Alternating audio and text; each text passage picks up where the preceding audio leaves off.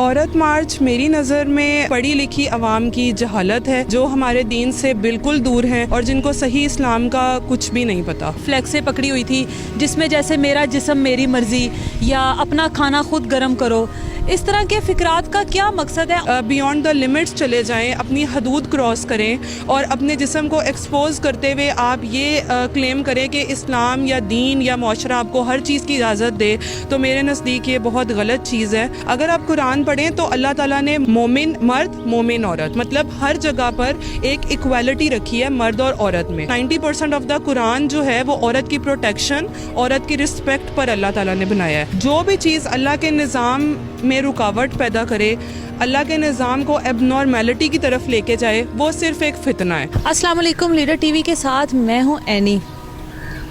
औरत मार्च जो कि औरतों के नाम से मंसूब था, वुमेंस डे, लेकिन औरतों ने इसको अपनी आज़ादी के नाम से मंसूब कर दिया। लास्ट ईयर में जो औरत मार्च औरतों ने एक नई इजाद की और उसमें मुख्तलिफ़ किस्म के एक नारे बुलंद किए, जिसको हमारे मुआशरे में बहुत ही तनकीद का भी निशाना बनाया गया। लेकिन उन औरतों को ऐसा लगता था कि जैसे वो अपने हक़ के लिए बोल रही हैं और वो जो बोल रही हैं वो बिल्कुल राइट है, जिसमें कुछ ऐसे फ़िक्रात भी इस्तेमाल किए गए थे जो शायद बहुत सी हमारे मुआशरे की ऐसी औरतें हैं जिनके लिए वो बाइस शर्मिंदगी भी थे। हमारे साथ आज मुआखात फाउंडेशन की सोशल वर्कर ज़ैनब खान मौजूद हैं। इनसे पूछते हैं कि औरत मार्च को ये कैसे देखती हैं और औरत मार्च के मुतल्लिक या औरत की आज़ादी के मुतल्लिक औरतों के लिए कौन सी वो आज़ादी है जिसको औरत डिमांड कर रही हैं और वो औरतों को हमारे मुआशरे में नहीं मिल रही है। तो इनसे आपको मिलवाती हूँ और इनसे इसके बारे में बात करते हैं। अस्सलाम वालेकुम। वालेकुम अस्सलाम। कैसी हैं आप? जी अल्हम्दुलिल्लाह। ज़ैनब, मुझे ये बताएं कि औरत मार्च को आप कैसे देखती हो? औरत मार्च मेरी नज़र में एक चीज़ होती है तालीम और एक चीज़ होती है कि आप पढ़े लिखे होकर भी जहालत करें। तो मुझे पता है कि मैं बहुत सारे लोगों के सेंटिमेंट्स को ये स्टेटमेंट देके शायद हर्ट भी करूं, लेकिन मेरे नज़दीक ये एक पढ़ी लिखी अवाम की जहालत है, जो हमारे दीन से बिल्कुल दूर हैं और जिनको सही इस्लाम का कुछ भी नहीं पता। जैसे 8 मार्च औरतों के नाम से मंसूब था वुमेंस डे को, लेकिन लास्ट आपको याद हो जो औरत मार्च शुरू हुआ था उसमें औरतों ने ऐसी चार्ट पेपर्स पर लिखकर फ्लैक्सें पकड़ी हुई थी जिसमें जैसे मेरा जिस्म मेरी मर्ज़ी या अपना खाना खुद गर्म करो, इस तरह के फिक्रात का क्या मकसद है? औरत इसके पीछे कौन सी आज़ादी चाह रही है? क्या औरत की आज़ादी उसके जिस्म तक की है? इसके अलावा क्या औरत की आज़ादी हो सकती है? देखिए, मेरे नज़दीक तो जिन औरतों ने ये फ्लैक्स पकड़े हुए थे या प्ले कार्ड्स पकड़े हुए थे, मेरे नज़दीक वो काफ़ी एलीट सोसाइटी से बिलोंग करती थी, क्योंकि ऑब्वियसली हमारी आवाम जो पॉवर्टी में है, जो गुर्बत में है या जो मतलब इतने एजुकेटेड नहीं है, वो तो इस आपको कम ही नज़र आएंगे इस प्रोटेस्ट में जो ये था औरत मार्च।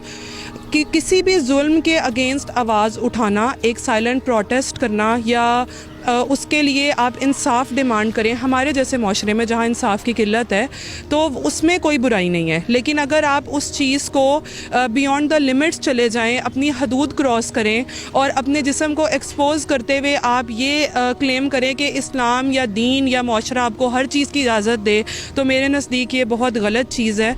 और मेरा जिस्म मेरी मर्ज़ी का जिन औरतों ने वो उठाया हुआ था, उनको इस कॉन्सेप्ट का भी नहीं पता कि ये कॉन्सेप्ट, ये स्टेटमेंट शुरू क्यों की गई थी। तो मेरे नज़दीक अगर कबूतर आंखें बंद कर ले और कहे कि बिल्ली मुझे ना खाए और नेचर को बदल दे, तो ये इम्पॉसिबल चीज़ है। तो ये जो औरतें जिस्म एक्सपोज करके अल्लाह की हदूद को और नेचर को बदलने की कोशिश कर रही हैं, ये वो आंखें बंद भी कर लेंगी तो बिल्ली ने उनको खाना ही है। यहाँ पर एक और बात के कुछ औरतों का वहाँ पे कहना था कि अब हिम्मत हम लोग नहीं हारेंगे, हम लोग आज़ाद ख्याल हैं, तुम लोगों का बाप भी हम लोगों को नहीं रोक सकता। मर्दों को टारगेट किया जा रहा था कि तुम लोगों का बाप भी हम लोगों को नहीं रोक सकता और हम लोग हर जगह पर तुम लोगों से आगे हैं या बराबर हैं। बेशक औरत बराबर है और आजकल मुआशरे में आप देखें जहाँ पर जॉब जो कर रही हैं लड़कियाँ, हर उस जगह पे कर रही हैं जहाँ पर मर्द कर रहे हैं, और हमारे मुआशरे में औरत को आज़ादी भी वैसी। तो कौन सी आज़ादी डिमांड कर रही है? देखें, अगर आप सही कुरान पढ़ें, जो अनफॉर्चुनेटली हमारे माशरे में छोटे बच्चे से बड़े इंसान तक कुरान को सिर्फ अरबी में ही पढ़ा गया है और मीनिंग्स और कोई इस तरफ आता नहीं है ज़्यादा क्या हम अपनी जनरेशन्स को उसका सही मतलब समझाएं।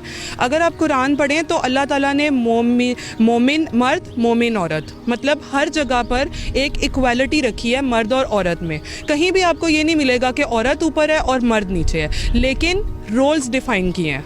अगर आप ये कहें कि औरत अब मजदूरी करने लग जाए और मर्द रोटी पकाने लग जाए तो आप कायनात के निज़ाम को डिसबैलेंस करेंगे। वहाँ पे औरतों का ये भी कहना था कि हम टायर खुद बदल सकते हैं। देखिए, टायर बदलना, जब आप ड्राइव कर रही हैं तो टायर बदलना मर्द बदले औरत बदले इसमें कोई प्रॉब्लम नहीं है। अब अगर मैं घर से बाहर निकल के काम कर रही हूँ, सोशल वर्क कर रही हूँ, तो उसकी कुछ लिमिटेशंस हैं कि मुझे किस तरह के गेटअप में जाना है।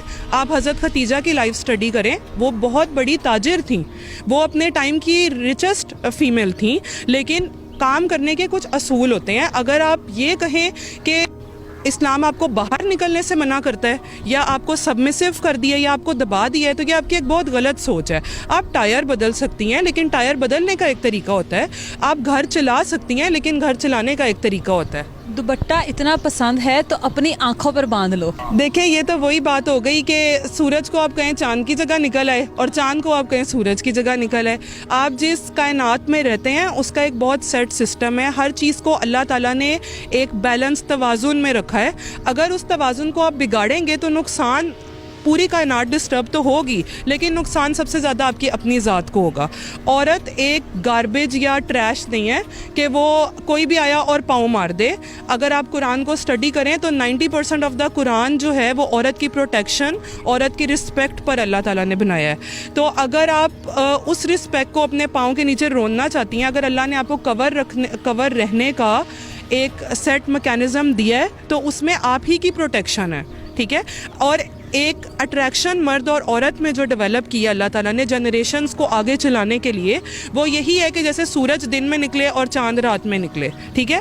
तो अगर आप ये कहें कि औरत मर्द अट्रैक्ट ना हो आपस में, तो वो एक बहुत अनकॉमन चीज़ है। और जब अट्रैक्शन इन बिल्ट है, अल्लाह ने आपकी मतलब बना दिया अंदर कि मैंने किसी मर्द को देखता है तो डेफिनेटली मुझे एक अट्रैक्शन होगी, मैं अपनी निगाह हटा लूँ वो एक अलग चीज़ है। एक मर्द आपको देखेगा तो उसको भी अट्रैक्शन होएगी।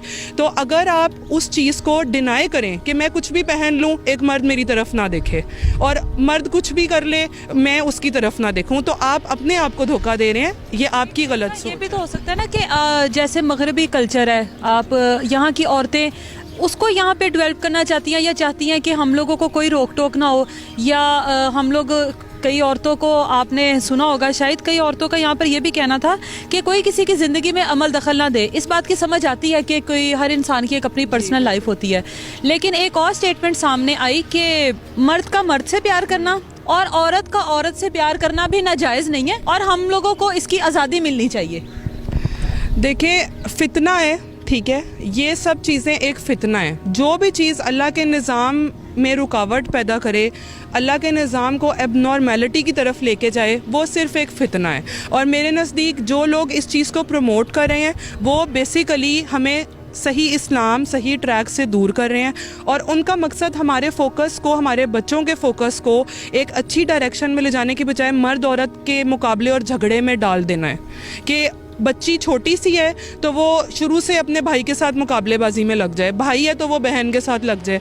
हमारा माशरा बेसिकली रेज ही इस प्लेटफॉर्म पे हो रहा है कि आप बचपन से बच्चे को दीन के अगेंस्ट लेकर जाएं और आप उसको मर्द और औरत के झगड़े में डाल दें, मतलब वो बियॉन्ड इस चीज़ के कुछ सोच ही ना सके। अगर आप मगरिब की बात कर रही हैं तो आप देखें कि मगरिब में जेंडर डिस्क्रिमिनेशन पे डिस्कशन ज़रूर होती है, लेकिन वहाँ पे क्या नहीं होता, वहाँ पे रेसिज्म भी होता है, ठीक है। वहाँ पे काले गोरे में तफरीक भी है कि जी ये काला है तो इसको साइड पे कर दो, काले गोरों का मर्डर भी कर रहे हैं खुले आम। वहाँ पे आप रेप इश्यूज़ देखें कि आप अगर नेट पर स्टैट खोलें तो मशरिक से बहुत ज़्यादा मगरिब में रेप्स हैं, ठीक है।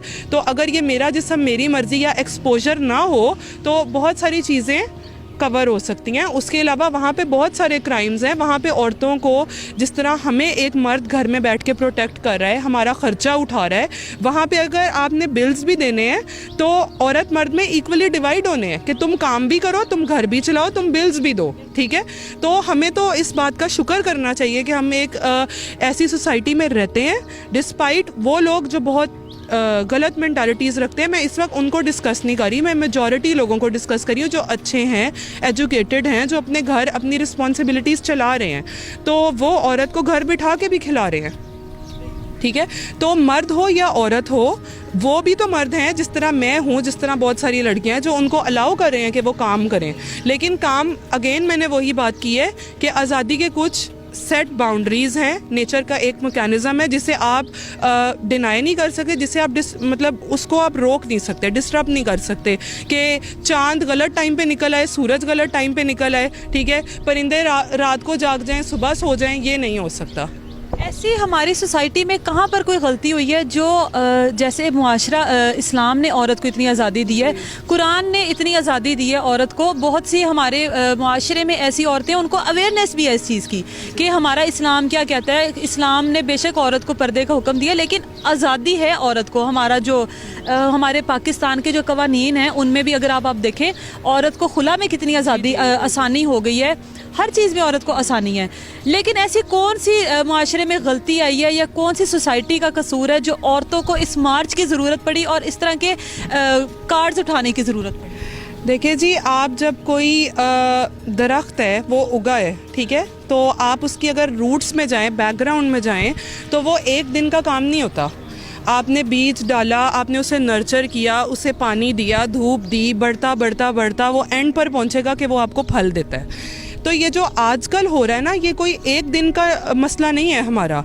हमारे बड़े बूढ़ों से ये चीज़ें अंदर हमारे इंजेक्ट, इनकलकेट की गई हैं, डाली गई हैं कि एक औरत, अगर कोई मर्द बहुत बड़े गुनाहों में इन्वॉल्व है, जैसे कमिट करता है वो जिना या ड्रिंक करता है या कुछ भी ऐसा करता है, और औरत उसके साथ मंसूब कर दी गई है, उसका निकाह हो गया हुआ है, औरत कंप्लेन करती है अपने पेरेंट्स को, जो कि आपको शरीयत राइट देती है कि कुछ ऐसे गुनाह हैं जो फॉरगिवेबल नहीं है, जो माफ़ी के काबिल नहीं है। आप अगर उनको ये कहते हैं कि जी मर्द तो नाता तोता कोड़ा है, वो तो कुछ भी कर सकता है, मर्द करे तो गलती, औरत करे तो शिर्क। एग्जैक्टली। तो क्या होगा, आप उस औरत में एक नफरत का बीज डाल देंगे उस मर्द के अगेंस्ट कि वो सब मर्दों को उस क्राइटेरिया पर ले आएगी कि दुनिया का हर मर्द ही इस तरह का है। वो बीज जब वो आगे अपनी जनरेशन में पास ऑन करेगी तो वो अपनी बेटी को ये बोलेगी कि कल को तुमने इसको दबा के रखना है, इसको पाँव की जूती बना के रखना है। वाइस वर्सा मर्द भी, अगर उसे कोई गंदी औरत मिल जाती है इस तरह की जो उसका घर नहीं चला रही, तो उसको कहा जाता है तुम गुजारा करो, तुम्हारे बच्चे हो गए। वो हमारे जनरेशन्स में, मुआशरे में चलता आ रहा है, मर्द औरत के अगेंस्ट, औरत मर्द के अगेंस्ट। वो नफ़रतें जब अगली जनरेशन से पास ऑन होती हैं तो अल्टीमेटली उसके जो फ्रूट्स होते हैं वो हमें ये ऐसे ही मिलते हैं, रोड्स पर मिलते हैं कि आप जो है हर मर्द को उस कैटेगरी में डालेंगे, हर औरत को उस कैटेगरी में डालेंगे, जबकि ऐसा नहीं है। 5-6 उंगलियां कभी भी बराबर नहीं होती। और इसकी एक बहुत मेजर रीज़न ये है कि हमारे घरों में जब हमारी जनरेशन्स बड़ी हो रही होती हैं तो हमारे 18 साल के टीनेजर बच्चे को ये नहीं पता होता कि अल्लाह के अहकाम हमारी किताब में क्या हैं। और जब हम उन्हें सिर्फ अरबी पढ़ा देंगे लेकिन समझाएंगे नहीं कि आपने लाइफ किस तरह गुजारनी है, तो आप ये एक्सपेक्ट ना करें कि वो बड़ा होकर किसी फ़ीमेल का एहतराम करेगा या फ़ीमेल किसी मेल का एहतराम करेगी। जो हमारी आजकल की जनरेशन है, बच्चियाँ, नई जनरेशन, उनका कहना है कि औरत बच्चा पैदा करने की मशीन नहीं है। ये भी क्या अपने घर से सीखती हैं या ये हमारे मुआशरे को देखकर नया एक कल्चर डेवलप हो रहा है? देखें, अगर तो ये मीडिया से सीखती हैं तो मेरे हिसाब से इस वक्त आप बॉलीवुड की तरफ भी जाएं तो वहाँ भी सब बच्चे ही पैदा कर। ड्यूरिंग लॉकडाउन भी आप देख सकती हैं कि बहुत बड़ी तो काम ही है। जी बिल्कुल। तो औरत अगर बच्चा पैदा करने की मशीन नहीं है तो फिर वो क्या है? मतलब मैं ये क्वेश्चन करना चाह रही हूँ। अगर तो इन्होंने मशीन इस सेंस में यूज़ किया है, क्योंकि मैंने अगेन आपको कहा कि मैं किसी की मेंटालिटी को जज नहीं कर सकती, कि जो औरतें बेचारी, जिनको डॉक्टर्स मेडिकली अनफिट कर देते हैं और फिर भी लोग एक्सपेक्ट करते हैं कि वो बच्चे पैदा करती जाएं। उनके ख़िलाफ़ आवाज़ उठाना, उनके लिए, उनके राइट्स के लिए आवाज़ उठाना एक और चीज़ है। लेकिन अगर आप इसलिए आवाज़ उठा रही हैं कि बच्चा पैदा करने से मेरा फिगर ख़राब होता है, मैं बच्चे की रिस्पॉन्सिबिलिटी नहीं ले सकती, तो मेरे हिसाब से पाकिस्तान ने, अगर आप इस वक्त इंस्टाग्राम खोलें, फेसबुक खोलें, तो लेविश वेडिंग्स का एक कल्चर शुरू हुआ है जिसमें दूल्हा दुल्हन, लव मैरिजेस, लेविश वेडिंग्स, ये फ़ोटोग्राफी, वो फ़ोटोग्राफी। तो आप वो शादी कर किस पर्पज़ के लिए रही हैं? ठीक है, शादी का मेन पर्पस, अगर आप इस्लाम को स्टडी करें तो जनरेशन को हलाल तरीके से आगे बढ़ाना है। और अगर आप वो ही नहीं कर रहे तो फिर आप इन वेडिंग्स के ख़िलाफ़ भी आवाज़ उठाएं, फिर आप लड़का लड़की के रिलेशन को ही ख़त्म कर दें। आप एक हलाल चीज़ के अगेंस्ट ही आवाज़ उठा दें कि निकाह तो होना ही नहीं चाहिए। कि उन्होंने इस चीज़ की आवाज़ उठाई है कि आप शादी से पहले इन रिलेशनशिप भी अब साथ रह सकते हैं। देखिए जी, ये तो फिर कल्चर हमारे कुछ और ही कल्चर यहाँ पर लाने के लिए बस जिद है कि कोई और ही कल्चर। ये तो मुझे कोई एंटी इस्लाम ही चीज़ लगती है, क्योंकि अगर आप एक मुसलमान हैं तो आपको इस चीज़ का पता होना चाहिए कि हर चीज़ के एक रूल्स हैं। और रूल्स, अगर आप ट्रैफिक पर स्टक हैं, ट्रैफिक में, या सिग्नल रेड है, आप चलेंगे तो आपको चलाना ही होगा। ठीक है, तो अगर आप हदूद से बाहर निकलेंगे तो नुकसान अल्टीमेटली आपके ही होने हैं। जो उन चीज़ों को फॉलो कर रहे हैं, अल्टीमेटली बेनिफिट्स उन्हीं लोगों को मिल रहे हैं। तो अगर आप रेड लाइट पर चलेंगे तो चलान आपको ही होना है, मुझे या किसी और को नहीं होना। तो शादी के बगैर रहना इज़ टोटली अगेंस्ट इस्लाम। अगर आप इस कल्चर को आज़ादी कहते हैं तो ये वल्गैरिटी की बहुत नेक्स्ट स्टेज है, जिसको आप आज़ादी नहीं कह सकते। लास्ट में कोई ऐसा मैसेज ऐसी औरतों के लिए जिन्होंने ये सब अपने लिए एक ऐसे फ़िक्रात इस्तेमाल किए जो शायद उन औरतों के लिए शर्मिंदगी बन गई है, उन औरतों के लिए शायद ये एक छोटा सा एक कस्बा है जिन्होंने ये आवाज़ बुलंद की है, लेकिन उसमें बाकी औरतों का तो कोई कसूर ही नहीं था। क्या कहेंगी ऐसी औरतों? देखिए, मैं किसी की मेंटालिटी पे या किसी की परसेप्शन पे तो कमेंट नहीं कर सकती कि कोई किसी चीज़ को किस तरह परसीव करता है, किस तरह लेता है। लेकिन मैं आम आवाम को, जो बेटियों की माएँ हैं, जो हमारी औरतें हैं, जो लड़कियां बढ़ रही हैं, टीनेज में जा रही हैं, प्लीज़ आप अपने औरत को औरत रहने दें और मर्द को मर्द बनाएं। मैंने बहुत से घर ऐसे देखे हैं जहाँ पे बेटियों को कहा जाता है कि तुम लड़का हो, मतलब तुम मेरा बेटा हो। ठीक है, अगर आप उनकी ड्रेसिंग भी वैसी कर, बिल्कुल, फिर उनको लाकर खड़ा कर दिया जाता है लड़के के मुकाबले में। लड़के को कहा जाता है तुम घर के काम करो। घर के काम करने में कोई मसला नहीं है, हमारी सुन्नत है घर में हेल्प करवाना, लेकिन जो उनके रोल्स डिफाइंड हैं, आप अपने बच्चे को बचपन से इस तरह ब्रॉटअप करें कि उनके रोल्स हैं, एटलीस्ट वो उनके साथ इंसाफ करें, उनको जस्टिफिकेशन उनके साथ करें। और लड़का है तो उसको ज़िम्मेदारी का एहसास दिलाएं कि उसने बाहर निकल के कमाना है, और बेटी है तो उसके क्या फ़राइज़ हैं चार दीवारी में भी और बाहर भी। ये जब तक आप चीज़ें डिफ़ाइन नहीं करेंगे और ये मुकाबलेबाजी को आप एंड नहीं करेंगे ना कि और तुम बेटा हो और तुम मेरा बेटा हो, ठीक है, ये चीज़ कभी भी ख़त्म नहीं हो सकती हमारे माशरे में। तो आप प्लीज़ सही इस्लाम को, कुरान को इम्प्लीमेंट करें इस सोसाइटी में। बहुत शुक्रिया ज़ैनब आपका। बेशक औरत का किरदार, उसकी इज़्ज़त जो है उसके किरदार में होती है, और ये जो इज़्ज़त होती है औरत को एवं प्लेट में नहीं मिल जाती है कि ये आपकी इज़्ज़त है और ये आप वसूल करें। औरतों को बहुत सी नस्लें ख़त्म हो जाती हैं इज़्ज़तें कमाने के लिए। लेकिन औरत मार्च का फ़ायदा, अगर आपने अपनी आज़ादी के लिए आवाज़ बुलंद करनी थी, इसमें आप अपने हकूक़ के लिए भी आवाज़ बुलंद कर सकती थी, जैसे जायदादों में हिस्सा, या घरेलू झगड़े, या गैरत के नाम पर जिन औरतों को कत्ल कर दिया जाता है। इस औरत मार्च में आप इस चीज़ के लिए भी आवाज़ उठा सकती थी। शायद ये आवाज़ आपकी इतनी बुलंद होती और इतनी काबिल मंजूर होती कि आज इस आवाज़ से बहुत सी लड़कियों का फ़ायदा हो गया होता। मिलेंगे किसी और इस तरह के टॉपिक के साथ, तब तक अपना बहुत सारा ख्याल रखिए। मुझे इजाज़त दीजिए, अल्लाह हाफिज़।